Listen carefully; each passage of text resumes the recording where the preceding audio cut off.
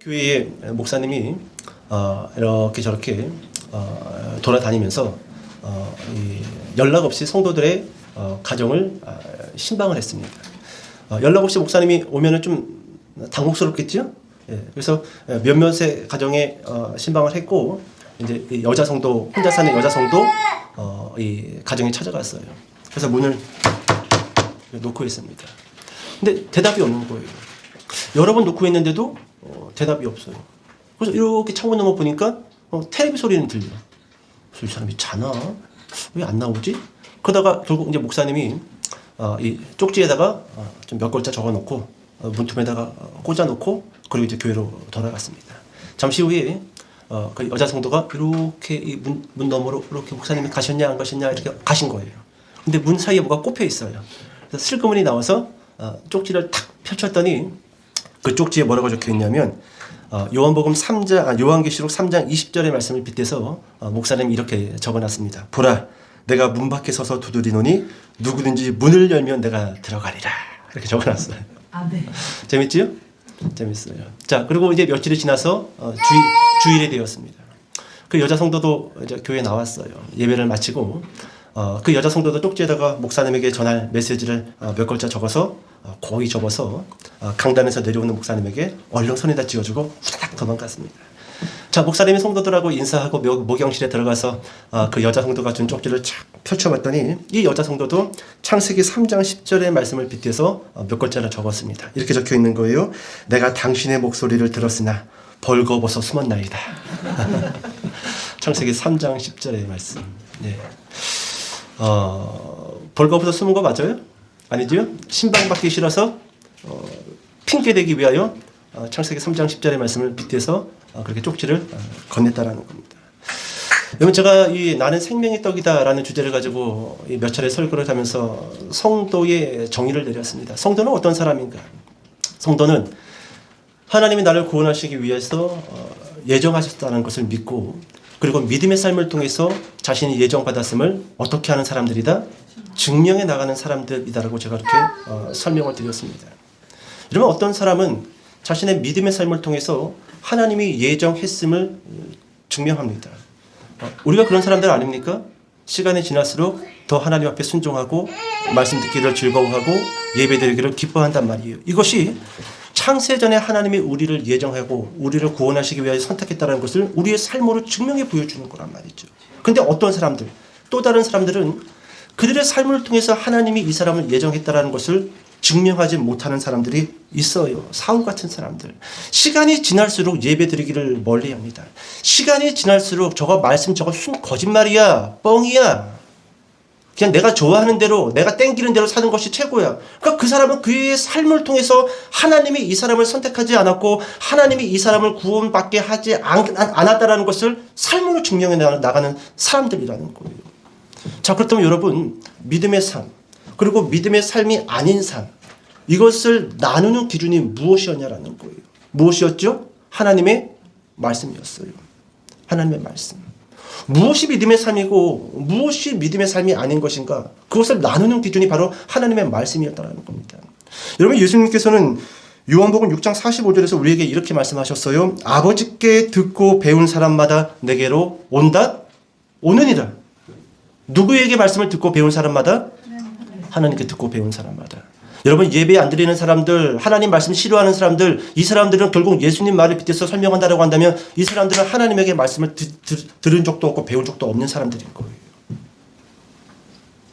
여러분, 예배를 사랑하는 사람들, 이 사람들은 하나님께 말씀을 들었고 하나님께 말씀을 배운 사람들이라는 거예요. 이게 바로 예수님이 해석해주는 말씀이라는 겁니다. 하나님께 듣고 배운 사람마다 내게로 오느니라. 여러분, 누가 하나님께 말씀을 듣고 배운 사람입니까? 성경 말씀을 들을 때, 성경 말씀을 읽을 때, 이 말씀은 하나님이 나에게 주신 말씀이다라고 믿고 따라해 봅시다. 순종하는 사람이 하나님께 말씀을 듣고 배운 사람이에요. 이게 예수님의 해석입니다.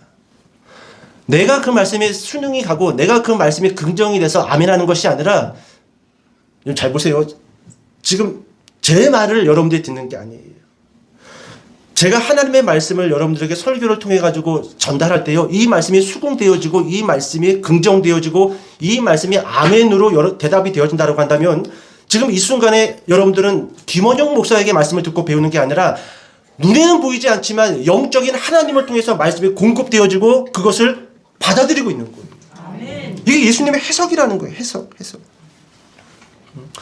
누가 하나님께 말씀을 듣고 배운 사람들인가? 하나님의 말씀을 들을 때, 하나님의 말씀을 읽을 때 하나님이 나에게 주신 말씀이다라고 믿고 순종하는 사람, 이 사람들이 지금 하나님께 말씀을 들은 사람들이고 하나님께 말씀을 배운 사람들이라는 거예요.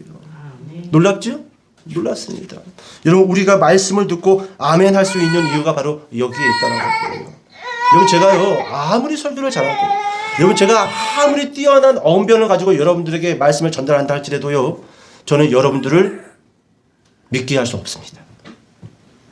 저는 여러분들을 거듭나게 할 수 없어요. 봐요, 여러분. 똑같이 앉아있지만 누군가는 말씀을 듣고 변화되지만 누군가는 말씀을 듣고 계속 교회를 떠나야지, 세상을 향해서 도망쳐야지. 제가 하는 게 아니에요. 제가 하는 게 아닙니다. 하나님은 저를 통해서 여러분들을 설득하셔요. 그리고 하나님이 설득하시기 때문에 하나님의 말씀을 듣는 사람들 안에 그 말씀을 믿고 순종하는 사람들이 나타난다는 거예요. 누가 설득하시기 때문에요? 하나님이 설득하시기 때문에. 그러니까 여러분, 설교 말씀을, 성경 말씀을 단순히 그냥 활자체의 글자로 이렇게 여기시면 안 돼요. 이제부터 좀 우리가 좀 생각을 좀 전환시킵시다. 설교 말씀을 들을 때 단순히 저 목사가 하는 설교 그렇게 듣지 마시길 바랍니다. 라디오나 텔레비에서 어떤 목사님이 어떤 교회에서 설교 방송에 들려진다고 한다면 단순히 어디 교회 어떤 목사님이 하는 설교구나라고 듣지 말라는 거예요. 예수님이 우리에게 해석해주고 있잖아요. 아버지께 듣고 배운 자들마다 나에게 나오게 될 것이다. 나오게 될 것이다. 그러니까 여러분, 우리가 말씀을 들을 때 김원영 목사의 말을 김원영 목사의 말이 아니라 하나님의 말씀으로 듣게 하여 주시옵소서. 그 귀가 열려야 돼요. 그 귀가 열려야 돼요. 하나님의 말씀으로. 하나님이 내 인생에 주는 말씀으로, 하나님이 내 미래에 주는 말씀으로, 하나님이 내 영혼에 주는 말씀으로 듣고 믿고 순종할 때 여러분, 그 말씀의 씨앗이 우리의 심령 곁에 뿌려져서 열매가 맺어지는 거예요. 여러분, 예수님은 가버나움 회당에서 나는 생명의 떡이다 라는 말씀의 제목을 가지고 긴 시간 설교를 했습니다. 이것이 6장의 스토리였어요. 여러분, 긴 시간 나는 생명의 떡이다, 아주 긴 시간 설교를 했단 말이죠. 그리고 설교가 마쳐질 무렵 가버나움 회당에서 예수님의 설교를 들었던 사람들의 반응이 나타납니다. 그게 60절의 말씀이에요. 60절. 우리 60절 말씀 큰 목소리로 읽어봅시다. 6장 60절. 자, 시작.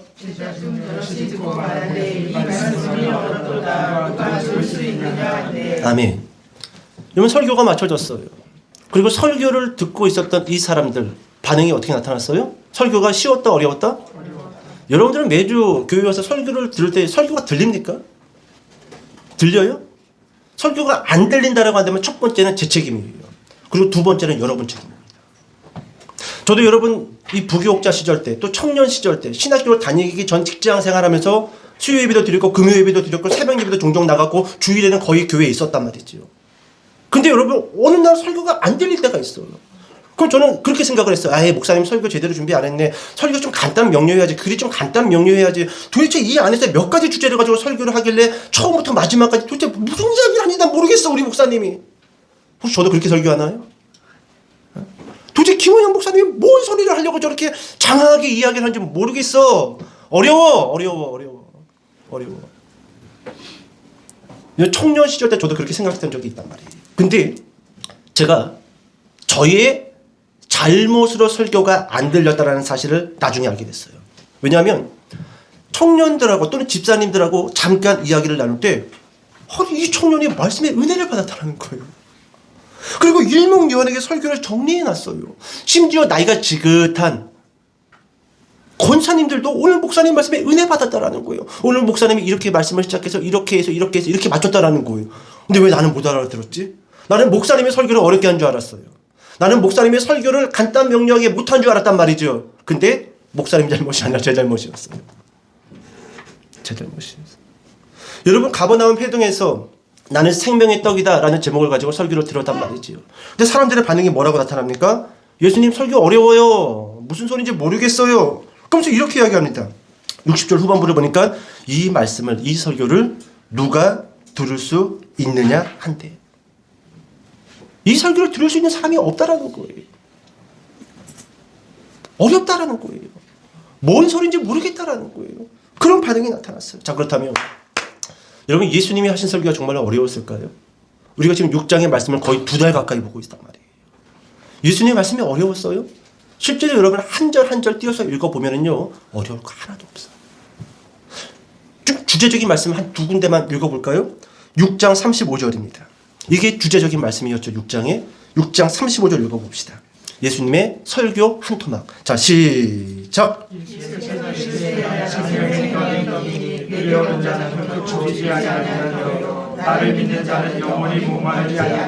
아멘. 이게 여러분 나는 생명의 떡이다라는 설교의 핵심 주제예요.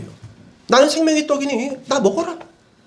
목마르지 아니할 것이요, 줄이지 아니할 것이요. 어렵지 않아요. 생명의 떡? 어떻게 예수님 사람인데 무슨 떡이야? 이게 좀 헷갈리십니까? 그래서 그러면 예수님께서 더 자세하게 설명을 해줍니다. 6장 40절 읽어봅시다. 6장 40절. 자, 시작. 영생을 얻는 이것이니 마지막 날에 내가 이를 다시 살리리라 하시니라. 비유적인 말씀이었어요. 예수님이 자신을 생명의 떡이라고 말한 것은 비유적인 말씀이었다라는 거예요. 나를 정말로 내 살을 깨물어서 먹으라는 것이 아니라 내 피를 쪽쪽쪽 빨아가지고 마시라는 게 아니라 6장 40절에 정확하게 이야기하잖아요. 나를 보고 어떻게 하라는 거예요?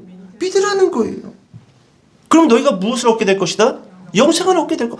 어려울 거 하나도 없습니다. 뭐 군대 가서 하는 3년, 38개월 군생활 하다가 나와가지고 어디 또 가서 성교 한 3년 하고 오면은 영생을 얻을 것이다. 이런 말씀 아니에요. 너희가 공부를 많이 해서 구약성경, 신약성경에 해박한 지식이 있으면 영생을 얻게 될 것이다. 그것도 아니에요. 너희가 돈을 많이 모아서 헌금을 많이 하면 영생을 얻게 될 것이다. 그거 아니에요. 그냥 어떻게 하라는 거예요? 믿기만 해요. 믿기만 해요. 그러면 너희가 영생을 얻게 될 것이고 마지막 날 내가 너희를 부활의 몸을 입혀서 일으키리라. 단순 명료하고 아주 쉬운 설교였단 말이에요.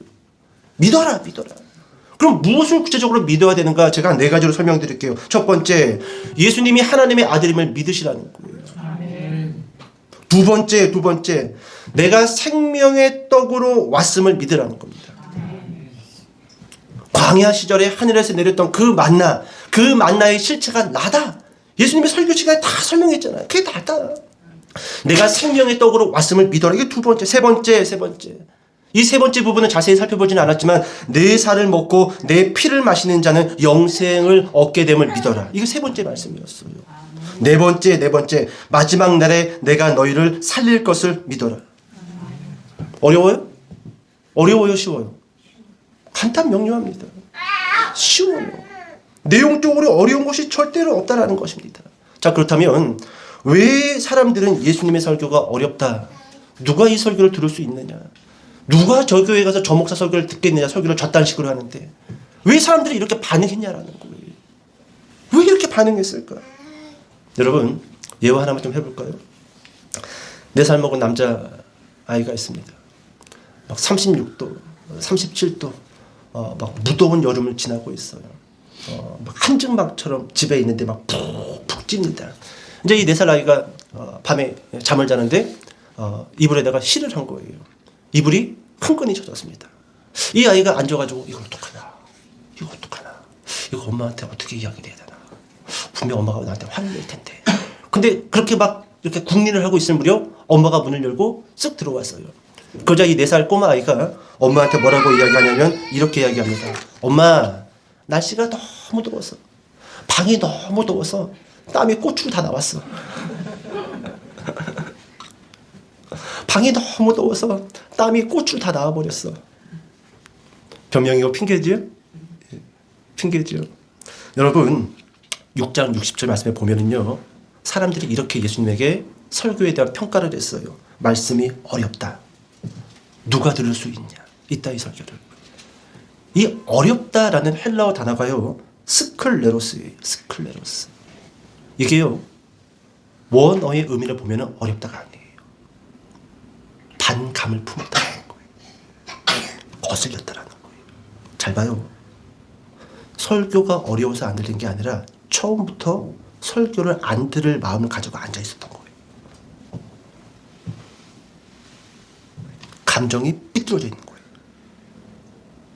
그런데 설교가 쉽니 어렵니? 들리니 안 들리니? 웃기지도 않죠? 이 원어를 보니까 그 회당에서 나는 생명의 떡이다라는 제목의 설교를 듣고 있었던 대부분의 사람들이, 심지어 오늘 본문에는 제자들이었다고 합니다. 사도는 아니에요.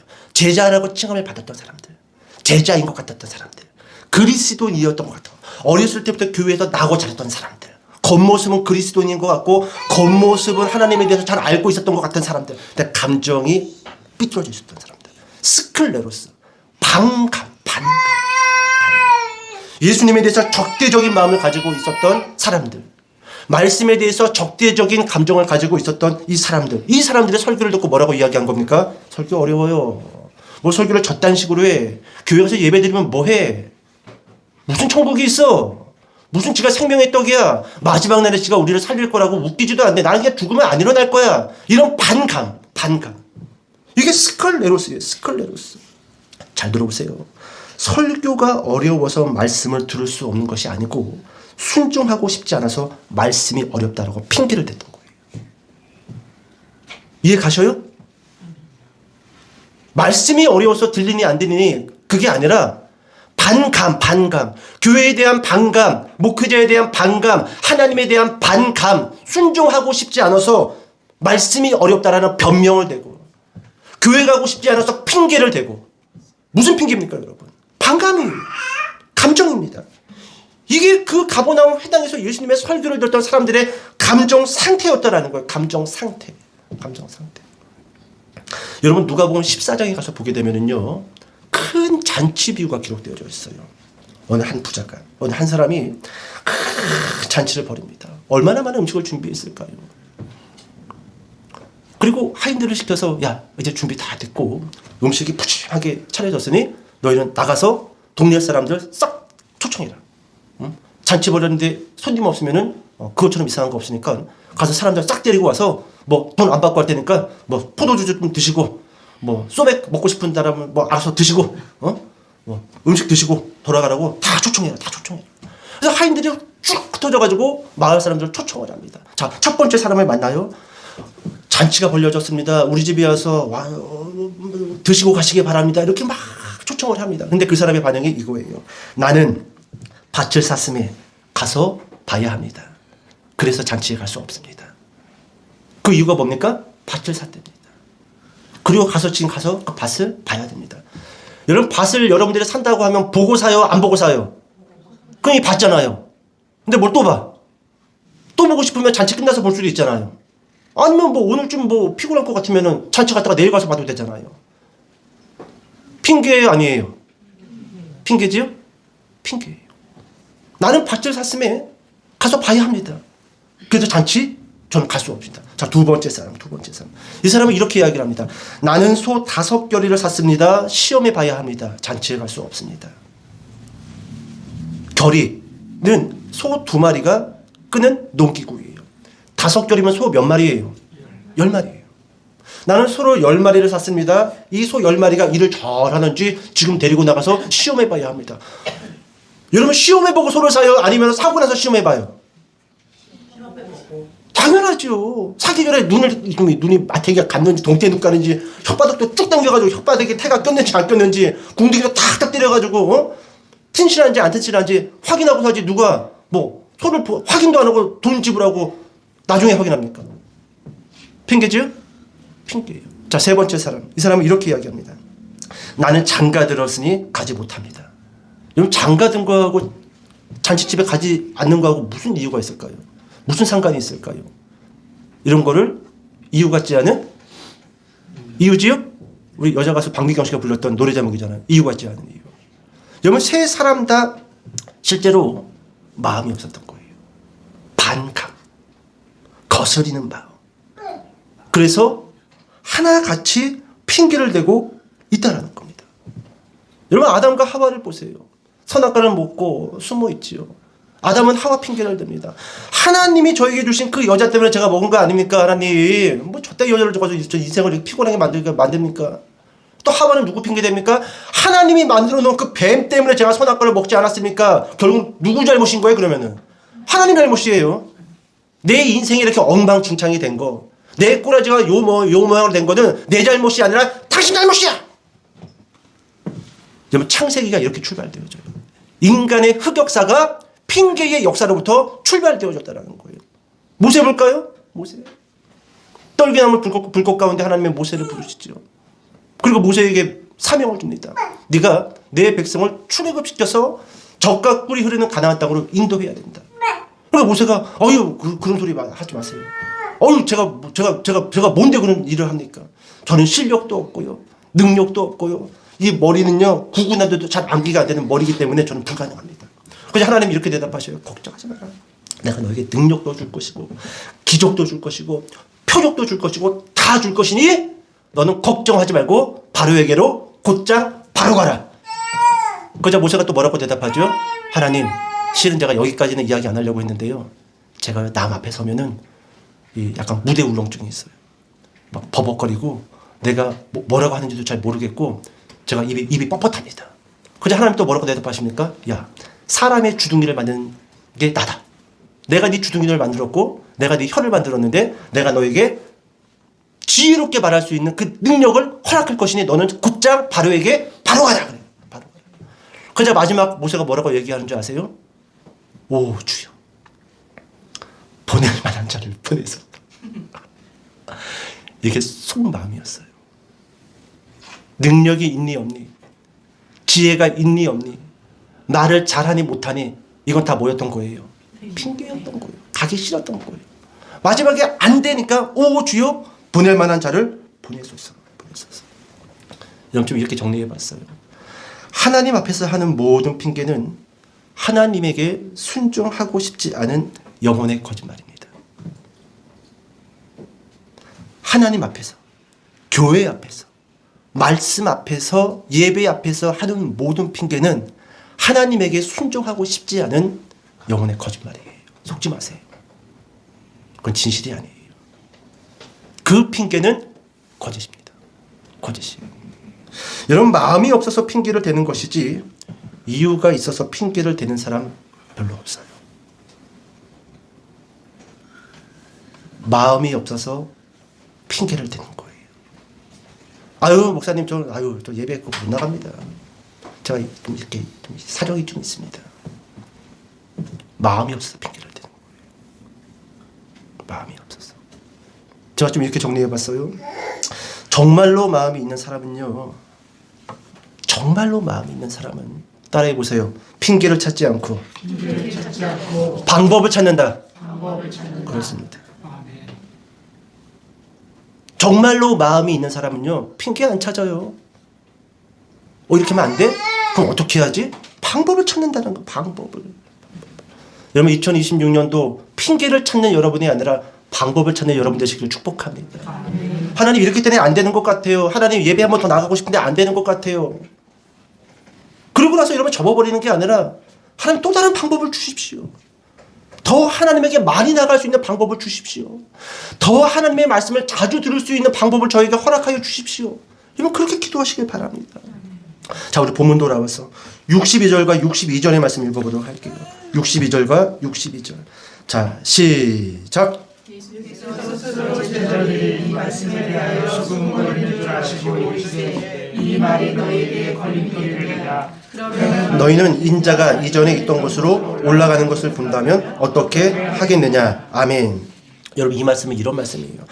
말씀이 어려워서 순종할 수 없다고, 말씀이 잘 들리지 않아서 믿을 수 없다고. 그래서 예수님이 이렇게 말씀하세요. 그러면 내가 왔던 곳 하늘로 승천하는 모습을 너희에게 보여준다라고 한다면 너는 어떻게 하겠느냐. 이게 예수님의 두 번째 질문입니다. 뭐? 설교가 안 들려서 못 믿겠다고? 뭐? 인생 사는 게 바빠서 예배 못 드리겠다고? 그럼 내가 더 정확하고 확실한 것을 보여줬는데도 예배 안 나올래? 세상적으로 할 수 없는 일을 내가 너에게 보여줬는데도 너 그래도 나 안 믿을래? 어떻게 하겠느냐? 어떻게 하겠느냐? 근데 여러분, 여기에 대한 질문의 답변이 본문에는 기록되어져 있지 않아요. 근데 여러분, 답변은 이미 정해져 있습니다. 뭘까요? 내가 하늘로 올라가는 모습을 너희에게 보여준다라고 한다면 너희가 믿겠느냐? 믿지 않겠느냐? 답변이 뭘까요?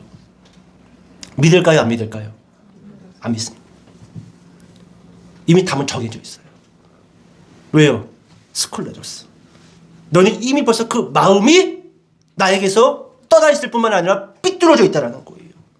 너희는 지금도 나에게 표적을 보여달라고 이야기하지만 그 어떠한 표적을 보여준다 할지라도 너희는 나를 믿을 수 없고 순종할 수 없는 찌그러진 인생들이라는 거예요. 어떻게 하겠느냐? 그렇다고 한다면 여러분, 이 반감을 갖고 있는 사람들, 말씀을 들으면서도 핑계거리를 찾고 있는 사람들, 여러분 이 사람들은 왜 자꾸 하나님의 말씀 앞에 서 있기는 한데 핑계를 찾고 있냐라는 거예요. 그 이유만 찾고 오늘 설교를 끝냅시다.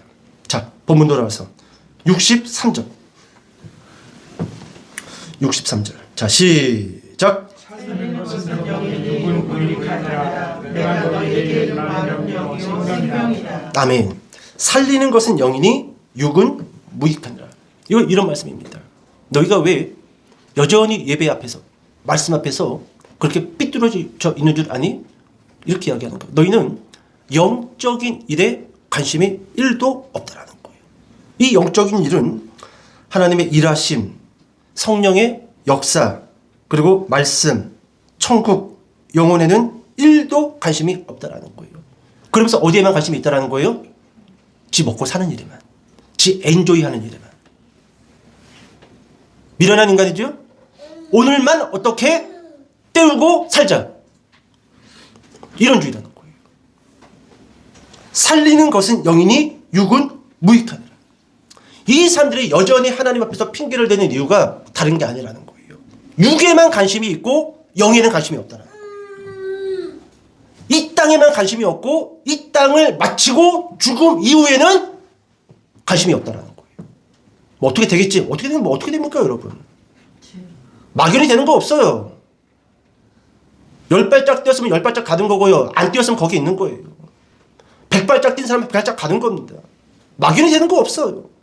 너희의 관심은 육에만 있기 때문에 너희가 말씀 앞에서도 여전히 반감, 스콜레로스, 말씀을 들을 때 거슬리는 감정을 받을 수밖에 없다는 겁니다. 여러분 누가 이런 이야기 하더라고요. 세상을 살아가는데 인간에게 세 가지가 필요하대요. 다 알고 있는 겁니다. 식, 주. 필요하죠? 세 가지. 꼭 필요하죠. 의식도 반드시 필요하죠. 근데 오늘날 현대인들은 여기에 한 가지를 더 추가했대요. 그게 뭘까요? 핑계입니다. 의식주로는 살 수 없대요. 핑계가 있어야지 이 험난한 세상을 요리조리 피하면서 살 수 있다는 거예요. 의식주, 핑계. 설교 마칩시다. 여러분 성도가 말씀 앞에서 핑계를 대는 이유가 무엇일까요? 다른 게 아니에요. 오늘 본문을 통해서 보니까 육체에 사로잡혀 있는 사람들은 계속 말씀 앞에 핑계를 대기 시작합니다. 이래서 안 되고요. 저래서 못 하고요. 이렇기 때문에 저는 갈 수 없습니다. 육체에 사로잡혀 있기 때문에. 여러분 육체를 위한 삶을 멈추라는 말이 아닙니다. 우리는 누구보다도 사회생활을 열심히 해야 돼요. 하지만 잊지 말고 기억해야 할 말씀 하나가 있어요. 살리는 것은 영이니 육은 무익하니라. 잊지 말자라는 거예요. 육은 무익하기 때문에 저 밖의 일, 사회의 일, 돈 버는 일은 다 허접한 일. 지금 그런 말씀이 아니에요. 우리는 여러분 육체를 가지고 있기 때문에 누구보다도 열심히 살아야 돼요. 벌 수 있으면 많이 벌어야지요. 때로 여러분 좀 육체의 힘을 얻기 위해서 힐링을 얻기 위해서 뭐 유럽도 한번 쭉 여행도 다니고 좀 뭐 영국도 좀 보고 뭐 콘서트장 가서 좀 막 소리도 지르고 그럴 필요 있습니다. 그게 나쁘다라는 게 아니에요. 근데 거기에만 포커스가 맞춰져 있으면은 결국 말씀 앞에 믿음의 삶을 하나님께 드릴 수 없는 인생이 될 수밖에 없다라는 거예요. 따라해 봅시다. 살리는 것은 영이니 육은 무익하니라. 여러분 우리의 육이 얼마나 무익합니까? 우리는 뭐 우리의 육체가 대단히 오래 갈 것처럼 대단할 것처럼 우리는 취급하고 여기지만 아니에요. 아니에요. 금방 쭈글쭈글해지고요. 조금 지나면 아프고 수술해야 되고 모든 생명이 빠져나가서 한 줌의 죄로 돌아갈 수밖에 없는 게 육이에요. 살리는 것은 어디에 있다고요? 영에 있다. 영에 있다. 여러분, 오늘은 기쁨의 교회 설립 2주년입니다. 2026년 핑계를 찾는 성도가 아니라 방법을 찾는 저와 여러분 되시기를 주님의 이름으로 축복드립니다. 기도하겠습니다.